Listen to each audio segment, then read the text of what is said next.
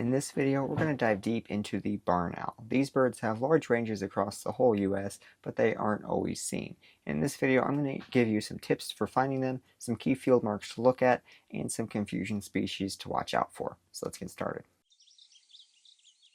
So the barn owl is a medium to large sized owl with a pretty unmistakable look. They've got pretty pale face with this heart-shaped disc that most people recognize them by. Two dark eyes, and then a bill that is usually visible. Overall, just a white body. Their wings and back are more of a gray rufus color, and then like all other owls, due to how their feathers are shaped, their flight is silent. As far as range goes, these birds prefer open country like grasslands, fields, farmlands, marshes, and meadows. They do often nest in barns, as their name would suggest, and really just any other old structure outside. If you want to find these guys, my first tip would be to look and listen for them at dusk or at night. They are nocturnal and are most often seen during low light. And then number two, listen for their pretty raspy screech sound. If you're expecting the typical hoot of an owl, this is not what you're going to hear.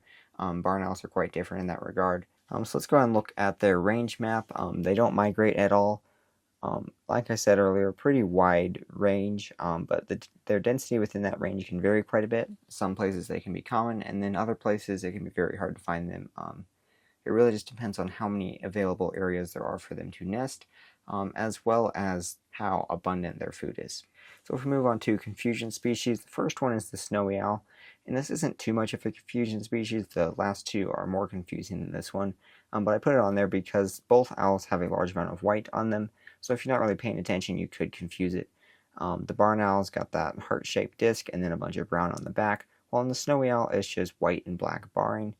The range is not going to overlap very much. Snowy owl is a northern owl, and then it only comes down south during the winter, and it doesn't usually come far enough south to overlap with the barn owl that much. Next one is the short-eared owl.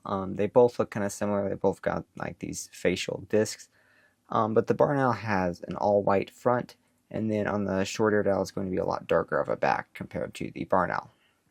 Next one is the great horned owl. Great horned owl has these two ear tufts, and then also its front is more like a darkish brown compared to the all-white of the barn owl.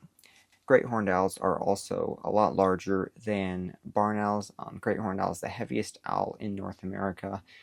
Barn owl is not a very small owl, but the great horned owl is definitely going to be taller than it. So if you like this 3-Minute Thursday format and you want to up your bird identification game one bird at a time, go and check out this playlist right here for all of the other 3-Minute Thursdays that I've made.